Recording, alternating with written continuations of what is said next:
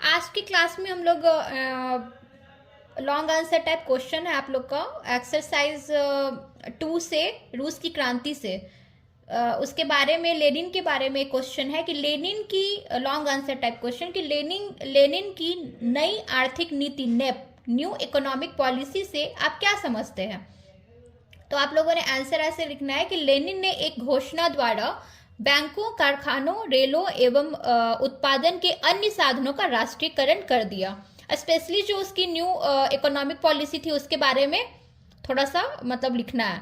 तो मजदूरों को कारखानों का मालिक बना दिया गया, चर्च की सारी संपत्ति भी जब्त कर ली गई, जमीन पर से व्यक्तिगत अधिकार उठा लिया गया। शुरू में इस आर्थिक व्यवस्था का परिणाम अच्छा नहीं हुआ, राष्ट्रीयकरण का उत्पादन पर बुरा असर पड़ा। अतः लेनिन ने 1921 में नई आर्थिक नीति अपनाई। इससे नेप, मतलब नेप जो है वो लेनिन के द्वारा ही स्थापित किया गया था, उसकी पॉलिसी थी। इसे नेप न्यू इकोनॉमिक पॉलिसी कहते हैं। 1921 में, हमेशा याद रखना, ऑब्जेक्टिव टाइप क्वेश्चंस में भी आ सकता है आप लोग को एग्जाम में।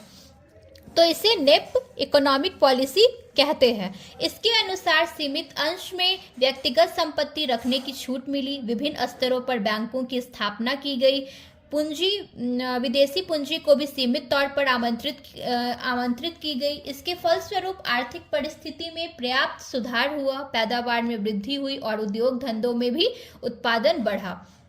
बाद में जब सोवियत व्यवस्था सुदृढ़ हुई तो इस नीति में परिवर्तन किया गया। तो आप लोग को बहुत अच्छे तरीके से आंसर लिखने का आप लोग को घर में प्रैक्टिस करनी होगी, तभी आप लोग एग्जाम में आप लोग लिख पाओगे। ठीक है, तो मिलते हैं एक और फिर बेहतर क्लास में।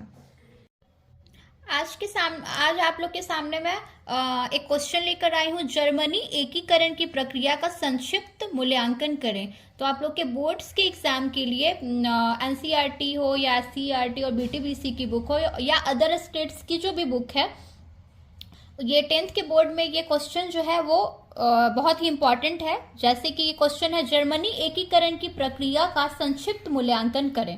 ठीक है, कि कैसे कैसे जर्मनी का एकीकरण हुआ था, तो उसका जो है शॉर्ट में आप लोग को बताना है। लॉन्ग आंसर टाइप क्वेश्चन में ये आ सकता है। तो पहला पॉइंट आप लोगों ने देना है कि 1848 की फ्रैंकफर्ट संसद, प्रशा के नरेश विल्हेम चतुर्थ के नेतृत्व में फ्रैंकफर्ट संसद ने जर्मनी के एकीकरण के भरसक प्रयास किए किंतु वे असफल रहे।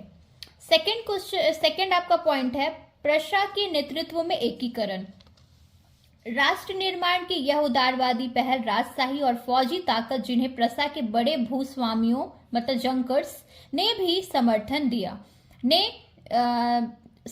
दिया ने मिलकर दबा दी। उसके बाद प्रशा में ने राष्ट्रीयकरण एकीकरण के आंदोलन का नेतृत्व अपने हाथ में ले लिया। उसका मुख्यमंत्री ऑटो वॉन बिस्मार्क इस प्रक्रिया का जनक था, जिसने प्रशा की सेना और नौकरशाही की मदद ली।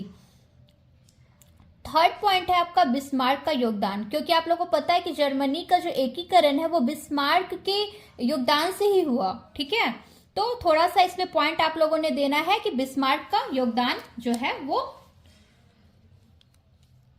एक पॉइंट आप बिस्मार्क के बारे में आप दे देना कि बिस्मार्क प्रशा के उन महान सपूतों में से था जिन्होंने सेना और नौकरशाही की मदद से जर्मन एकीकरण का उत्कृष्ट प्रयास किया। उसका विचार था कि जर्मन एकीकरण में सफलता राजकुमारों द्वारा ही प्राप्त की जा सकती है, न कि लोगों द्वारा। वह प्रशा के जर्मनी में विलय द्वारा नहीं, बल्कि प्रशा का जर्मनी का विस्तार के द्वारा इस उद्देश्य को पूरा करना चाहता था। नेक्स्ट क्लास में आप लोग को बिस्मार्क का योगदान, तो इसमें आप लोग को ऐड करना ही करना है। नेक्स्ट क्लास में आप लोग को जर्मनी के एकीकरण में बिस्मार्क का क्या योगदान है वो हम लोग प्रैक्टिस नेक्स्ट क्लास में करेंगे। ठीक है, तो अभी हम आगे चलते हैं फोर्थ पॉइंट में अपने। 3 युद्ध। बिस्मार्क का जर्मन एकीकरण का उद्देश्य 3 युद्धों द्वारा पूर्ण हुआ, जो 1864 से 1870 के 7 वर्ष के अल्प समय में लड़े गए। लास्ट पॉइंट है, फिफ्थ है, जर्मनी का एकीकरण अंतिम रूप। अंतिम इसकी क्या प्रक्रिया हुई। उपयुक्त युद्धों का परिणाम प्रशा की जीत के रूप में आया, जिसने एकीकरण की प्रक्रिया को संपूर्ण कर दिया। 18 जनवरी 1871 में वर्साय में हुए एक समारोह में प्रशा के राजा को जर्मनी का सम्राट बनाया गया और यह रस्म विश्व भर की दृष्टि में जर्मन लोगों की नवजात एकता के रूप में देखी गई।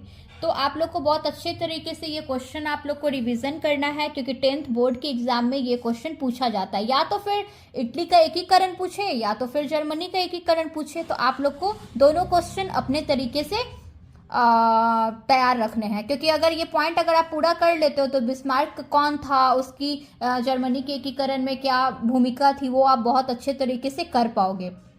अगर इटली का एकीकरण पूरा पढ़ लेते हो तो मेजनी, काउंट कावर, विक्टर इमैनुअल, गैरीबॉल्डी के बारे में बहुत इजीली पढ़ लोगे। तो हम लोग पहले ना लॉन्ग आंसर टाइप क्वेश्चन जो है वो कवर करेंगे, जिससे आपको लघु उत्तरीय जो क्वेश्चन है, ब्रीफली क्वेश्चन है, जो आसानी से आप लोग एकदम आराम से लिख सकोगे।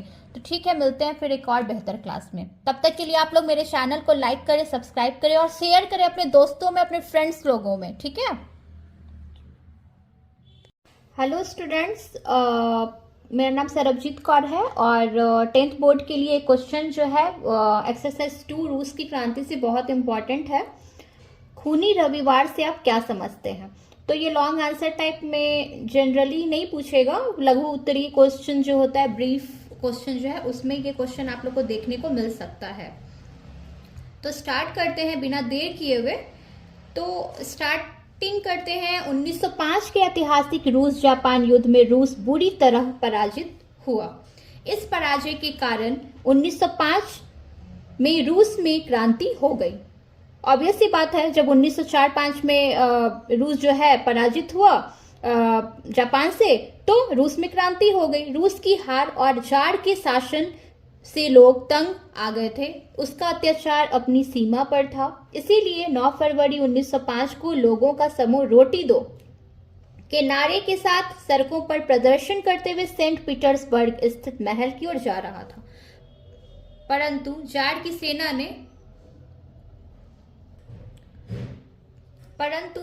सेना ने इस निहत्थे लोगों पर गोलियां बरसाईं, जिसमें हजारों लोग मारे गए। उस दिन रविवार था,